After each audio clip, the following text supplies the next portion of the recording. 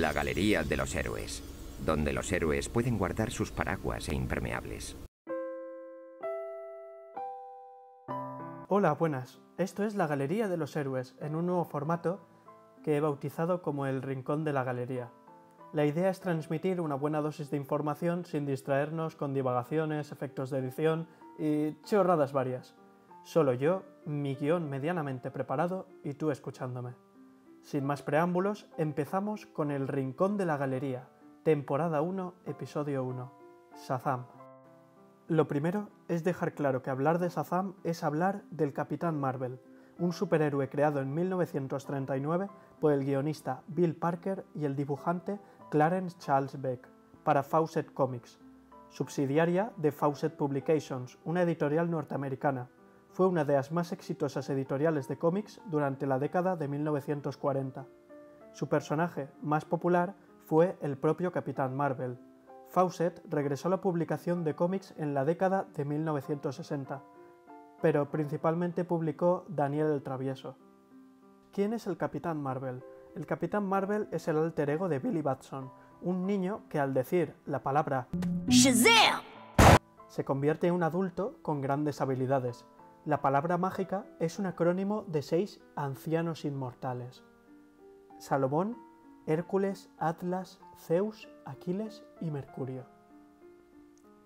Salomón le dota de sabiduría, posee agudeza mental y una sabiduría casi infalible, incluye una comprensión de la mayoría de los lenguajes y ciencias conocidas.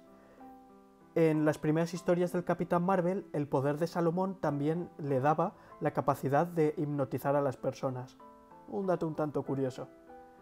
La H de Hércules, que le concede fuerza, en los cómics esta fuerza se ha comparado con la de Superman y otros superhéroes y villanos divinos. La fuerza del Capitán Marvel de la Edad de Oro era ilimitada y el personaje era lo suficientemente fuerte como para mover estrellas y planetas. A de Atlas, lo que le concede resistencia, puede resistir y sobrevivir a la mayoría de agresiones físicas y curarse en cuestión de segundos. También evita que se canse y le proporciona un metabolismo dotado sobrenaturalmente que previene la fatiga, la sed y el hambre. La Z de Zeus, que le concede poder, rayos, le otorga resistencia contra todos los ataques y hechizos mágicos. La A de Aquiles le concede coraje, principalmente de naturaleza psicológica y espiritual. Es una de las características quizá un poco más metafísicas de sus habilidades. Y ya por último, la M de Mercurio, que le concede velocidad. Puede moverse a velocidades sobrehumanas y volar, aunque en los cómics más antiguos solo podía saltar grandes distancias, al igual que Superman en sus primeras apariciones. Black Adam es el principal enemigo de Shazam, creado por Otto Binder y nuevamente Clarence Charles Beck en 1945. Sus historias de origen han variado con el tiempo, pero se dice que Black Adam recibió sus poderes de parte de los dioses egipcios, entre los que están energía ilimitada, supervelocidad, fuerza devastadora, sabiduría absoluta y la capacidad de volar. Jolín con el Black Adam, madre mía. Aunque Black Adam es el villano principal, al parecer el mayor villano en la próxima película será el Dr. Sivana, un personaje creado en las páginas del Capitán Marvel para ser uno de sus enemigos más recurrentes, con un intelecto solo comparable al nivel del Lex Luthor. Como decía, el personaje fue el superhéroe más popular de la década de 1940, superando incluso a Superman, lo cual es lógico porque para los jóvenes lectores sería más fácil identificarse con un niño que adquiere poderes, del mismo modo que tiempo después Marvel triunfaría con personajes como Spider-Man. Capitán Marvel era tan popular que fue el primer superhéroe en ser llevado de los cómics al cine. En 1941 se convirtió en el primer superhéroe en ser llevado a la gran pantalla por Republic Pictures en un serial de 12 capítulos titulado Las aventuras del Capitán Marvel. Esta popularidad nos lleva a hablar de su trayectoria editorial. La historieta de Capitán Marvel se convirtió en un éxito de ventas, superando incluso a la de Superman. No es el caso en la actualidad. Algo que no le pareció nada bien a National Publications, hoy DC Comics, empresa que llevó a tribunales a Fawcett Comics, alegando que habían plagiado al Hombre de Acero, lo cual era justificable porque Shazam era bastante parecido en cuanto a algunas habilidades y apariencia, Teniendo un poco de imaginación, podías verlo como un Superman con otro traje. Tras 12 años de pleito legal, la razón se la dieron a DC. Y Fawcett Comics tuvo que dejar de publicar Capitán Marvel, lo que llevó a cancelar la serie en 1953. Para evitar la bancarrota, Fawcett Comics vende su biblioteca de títulos y personajes. Al expirar los derechos del título, estos fueron adquiridos en 1968 por la competidora más importante de DC Comics. Marvel Comics usó el nombre de Capitán Marvel en uno de sus héroes, de origen alienígena, para después recaer en una mujer. Actualmente, el título de Capitán Marvel le pertenece a Carol Danvers, pero lo único que mantiene es el nombre. No existe ninguna conexión con el Capitán Marvel original. Fawcett Comics le vende su biblioteca de títulos y personajes primero a Charlton Comics, la cual después fue adquirida por DC Comics en 1972, pero Capitán Marvel no pudo recuperar su nombre, porque ya estaba en manos de Marvel. En 1972, DC Comics introdujo a Capitán Marvel a su universo en una publicación llamada Shazam, el original Capitán Marvel, algo que molestó a Marvel Comics. Volvemos a juicios, por lo que DC dejó de usar el nombre Capitán Marvel y lo sustituyó por Shazam, el mortal más poderoso del mundo, a partir de la publicación número 15. Después de varios relanzamientos y cancelaciones, en 2011 Shazam es reintroducido al universo DC en el marco de Los Nuevos 52, con una historia escrita por Geoff Johns e ilustrada por Gary Frank.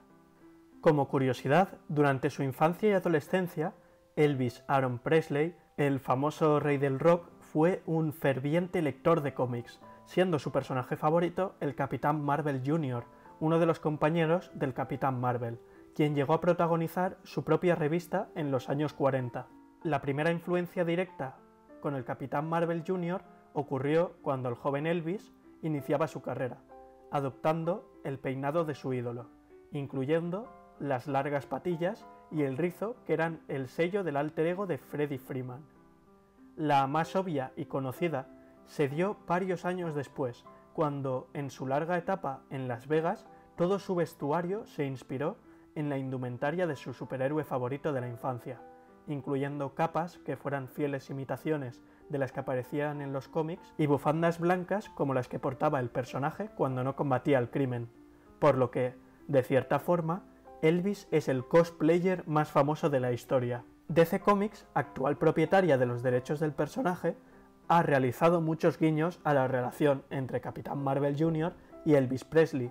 Incluso en la continuidad previa a los Nuevos 52, el superhéroe se ha presentado como un fan del músico, señalando en un par de historias cómo él le copió el look a Elvis, o cómo en la genial Kingdom Come de Alex Ross y Mark Waid presentan al personaje rebautizado en honor al cantante como King Marvel, con una apariencia prácticamente calcada al rey del rock. En cuanto a lecturas recomendadas, dejaré un link en descripción con un artículo de ECC, la actual editorial de los cómics de DC en España, en el que explican qué podéis encontrar interesante para leer sobre el personaje. Estos serían algunos de los datos que he considerado interesantes para hablar sobre el Capitán Marvel. Hay muchas más curiosidades, pero creo que esto está bien para empezar con el primer episodio de la primera temporada de El Rincón de la Galería. Ahora, si habéis permanecido hasta este momento, os recompenso con un pequeño unboxing de una figura de Shazam. No es fácil encontrar figuras de Shazam a un precio razonable en internet. Seguramente, si la película tiene éxito, encontraremos próximamente muchísimo merchandising, como futuras figuras Funko Pop que están preparando para la película. Estas figuras, que suelen estar valoradas en unos 10 euros, se encontraban a 5 euros o menos, así que vi que era una buena oportunidad para comprarla.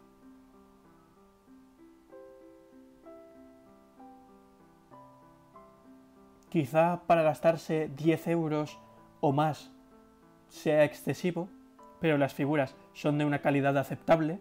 En la caja podéis encontrar una pequeña descripción del personaje Por lo que pone aquí, supuestamente están pintadas a mano, y si las encontráis en oferta como yo, realmente creo que es un producto que vale la pena, si queréis una figura de alguno de vuestros superhéroes favoritos.